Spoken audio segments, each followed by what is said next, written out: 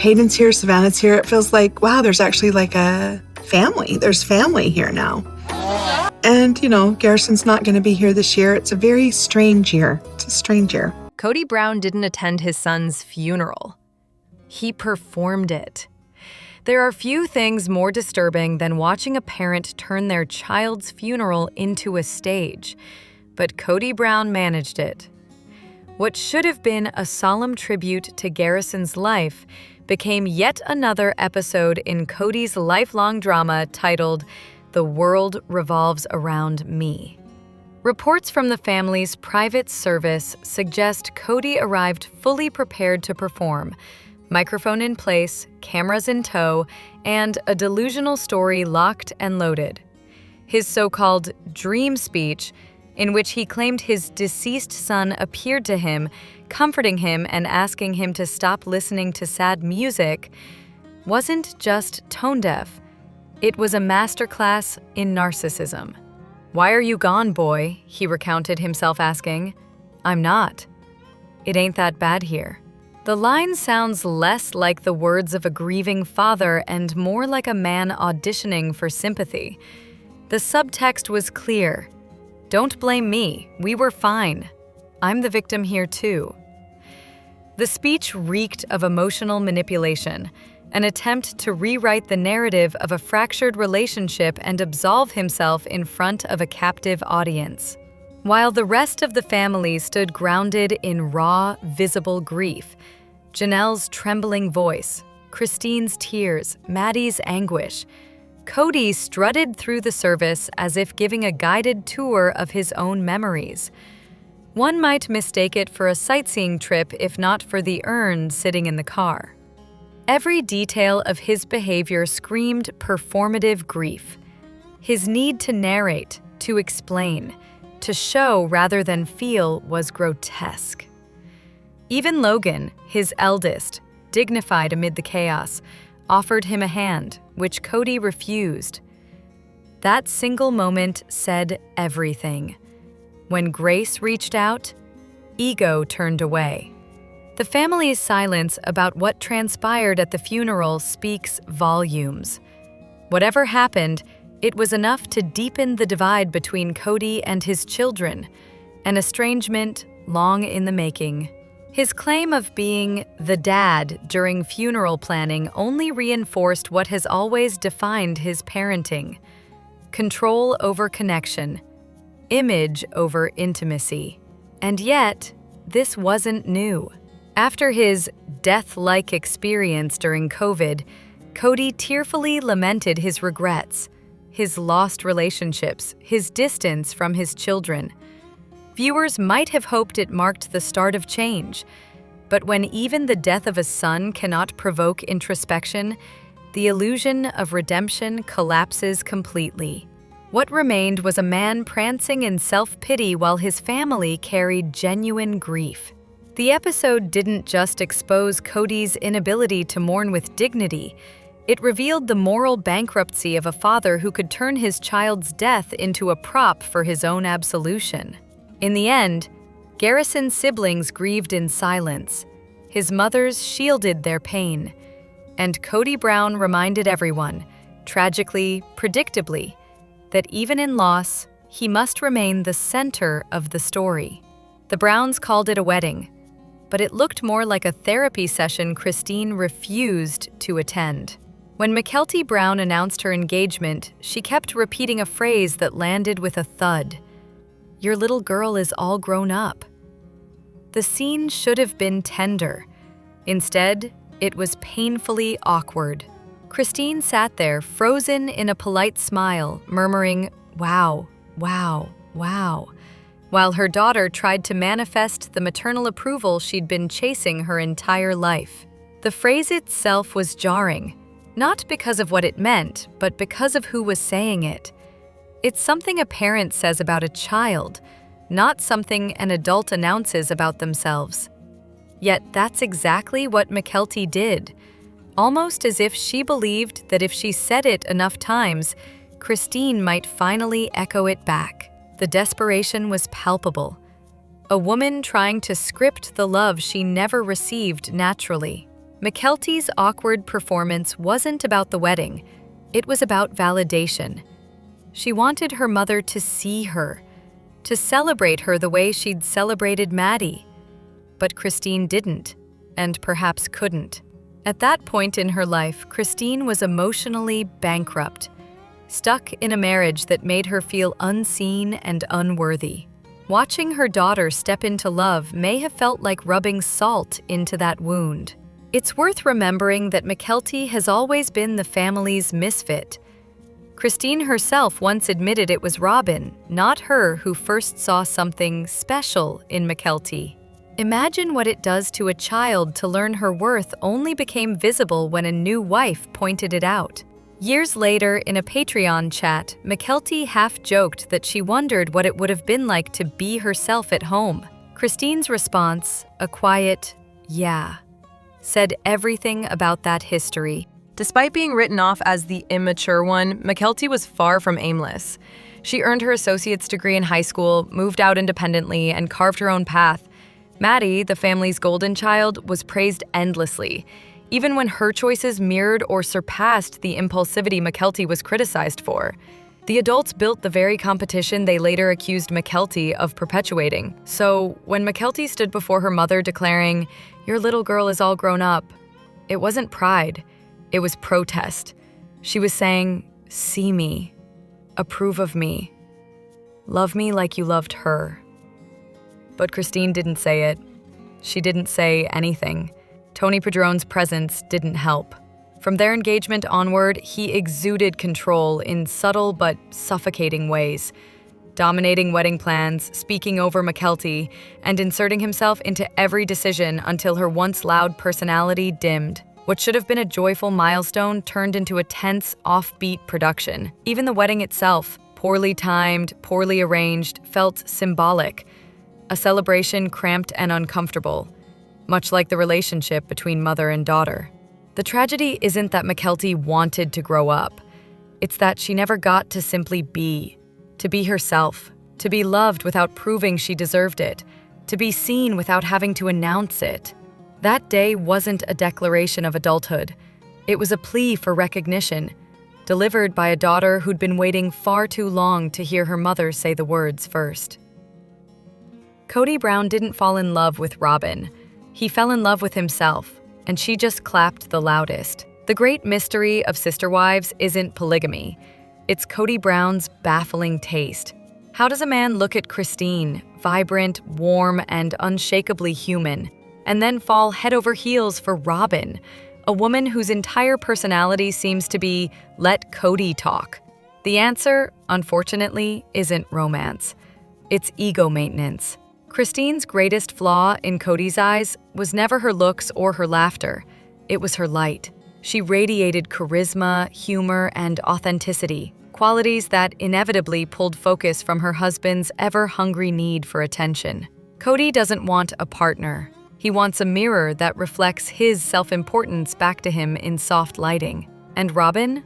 She learned early on that silence and adoration are the most effective forms of flattery. While Christine was busy raising 13 of his children, Kody was busy raising his own self-image. Robyn entered the picture at the perfect time, when Kody's vanity was thriving and his patience for challenge had evaporated. She didn't just walk into his life, she tiptoed in, careful not to cast a shadow over his spotlight. That, to Kody, was attraction.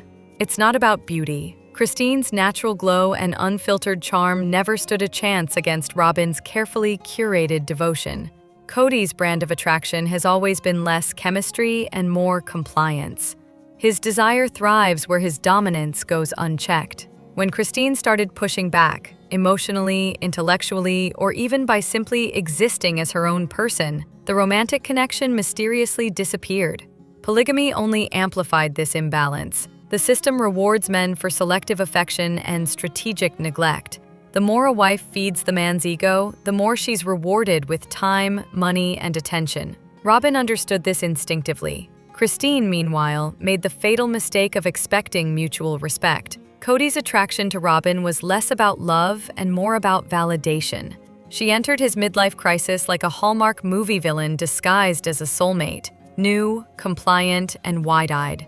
He was in his sports car era, flirting with fame, and Robyn was the shiny new prize that made him feel young again. Christine, on the other hand, was a reminder of his responsibilities, his failures, and the version of himself he no longer wanted to face. When she stopped massaging his ego, literally and metaphorically, he lost interest entirely. In truth, Cody never saw Christine as a partner, only a prop in his prophetic ambitions. She was AUB royalty, a strategic match and an asset in his quest for power. Love had nothing to do with it. Once Robyn arrived and offered emotional submission wrapped in doe-eyed devotion, Christine's strength became a liability. Today, Christine's independence and post-Cody glow-up are poetic justice. She was never the less attractive one. She was simply too alive for a man who needed everyone around him to play dead for his ego to breathe. Cody Brown didn't just ruin his marriages. He even managed to corrupt a centuries-old Irish tradition. The so-called Claddagh ceremony in the Brown household was never about heritage. It was a morality play disguised as culture. The Claddagh, a centuries-old Irish symbol representing love, loyalty, and friendship, became yet another prop in Cody Brown's endless quest to look spiritual while controlling his daughters. The result?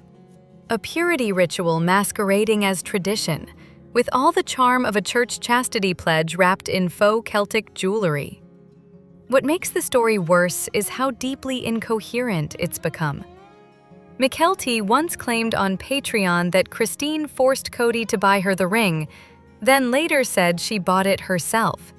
Meanwhile, Christine recalled Robyn insisting Cody had been the one to purchase it. Somewhere between these contradictions lies a familiar truth.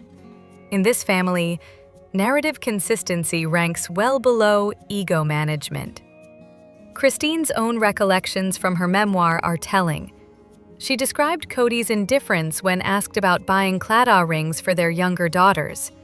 His response, "It's not on my radar," could be engraved on the man's tombstone. He hadn't bought one for Savanah either, so Christine, as usual, stepped up and did it herself. The woman essentially became the emotional parent and the jeweler, while Cody played patriarch in name only. Then there's the absurd rumor that Mykelti didn't deserve a ring because she'd done something wrong. A cryptic bit of family lore that fits neatly into Cody's pattern of vague punishments and self-righteous silence. The details never emerge, of course. Accountability and transparency are luxuries the Browns never could afford.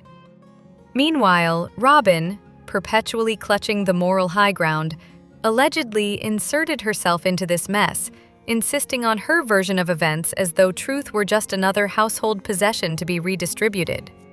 Whether she believes her own stories is anyone's guess. Her version of tradition tends to benefit exactly one household, and it isn't Christine's. The irony, however, is rich. The Browns appropriated an Irish symbol meant to celebrate unity and turned it into a tool of exclusion. Irish viewers understandably cringe at the spectacle, not just because no one in the family can pronounce Claddagh correctly, but because they've taken something that once stood for shared values and used it to divide their own children. In the end, the Claddagh rings say more about Cody's failures than his faith.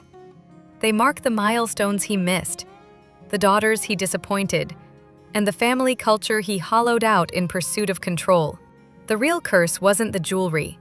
It was the man who handed it out like judgment disguised as love. She wanted to be the only wife, and now she's stuck with the prize no one else wanted. There comes a rare moment in Sister Wives history when sympathy for Cody Brown tries to bubble up, only to evaporate the instant he opens his mouth.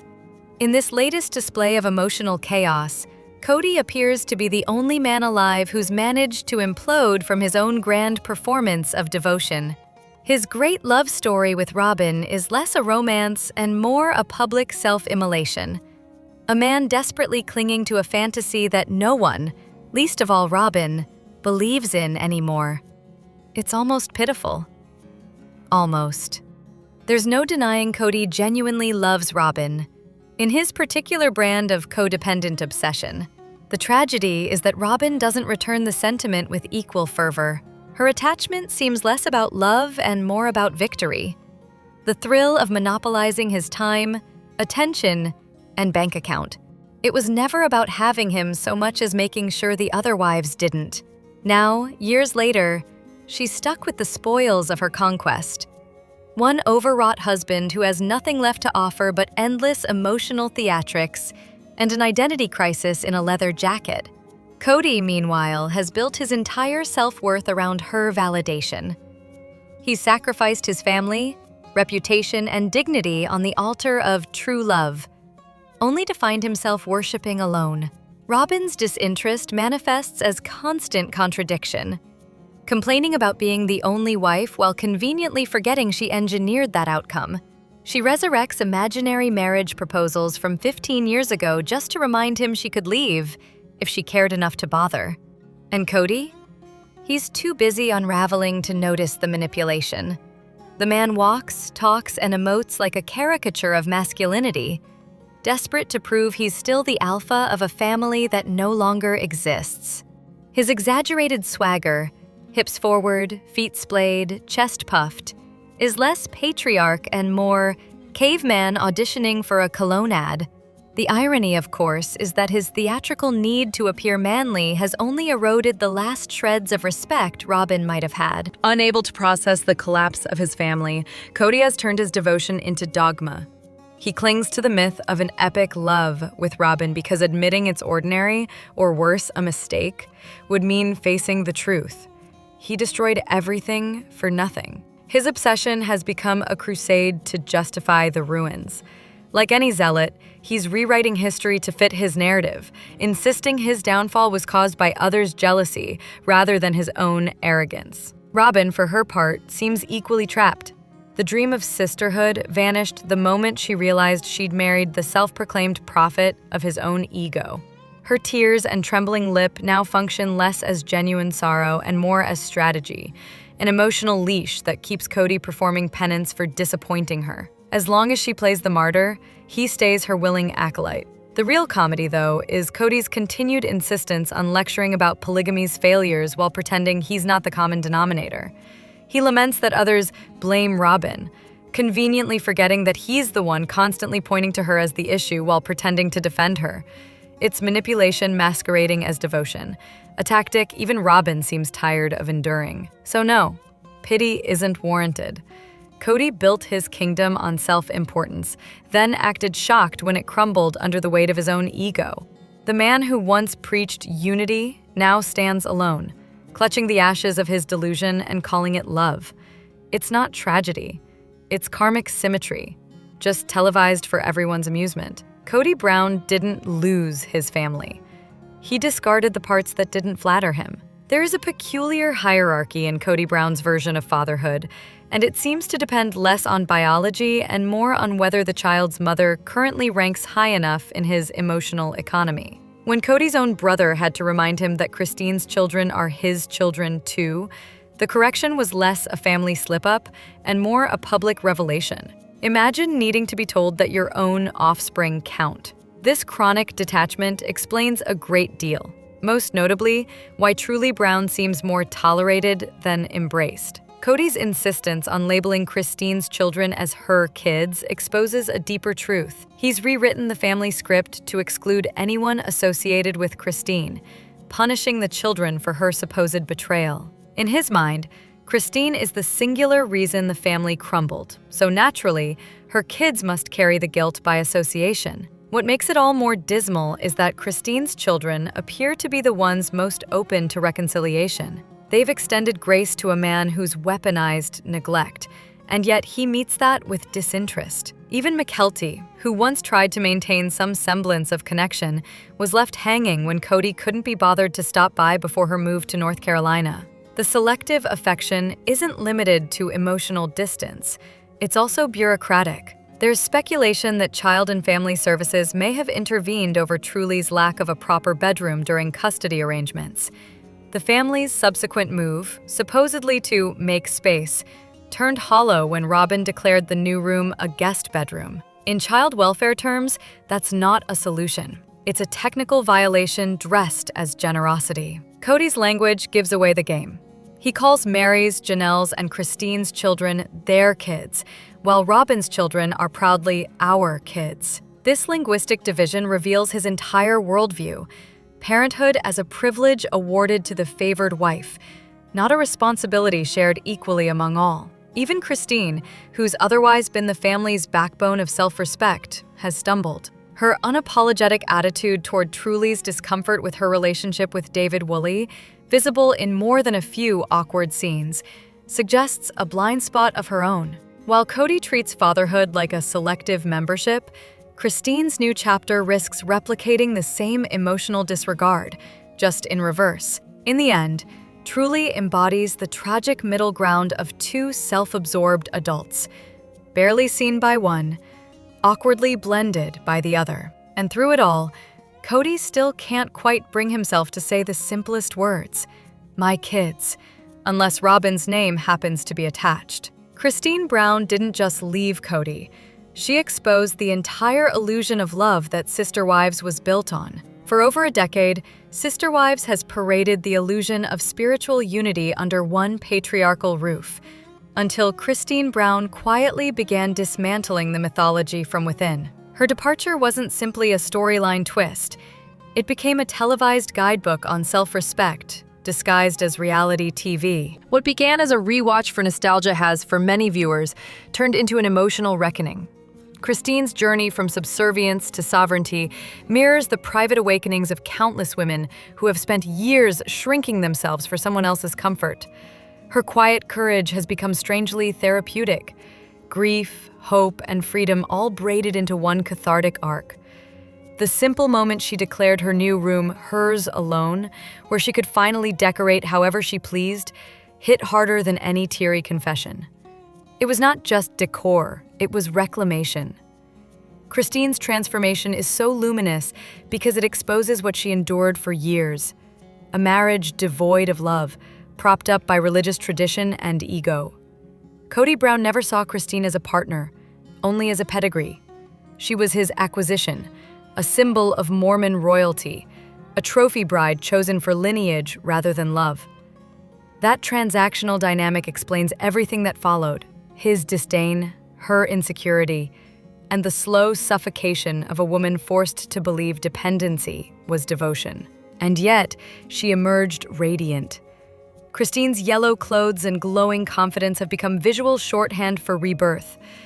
Watching her shed decades of self-doubt and reclaim joy has resonated with viewers far beyond polygamy's strange confines.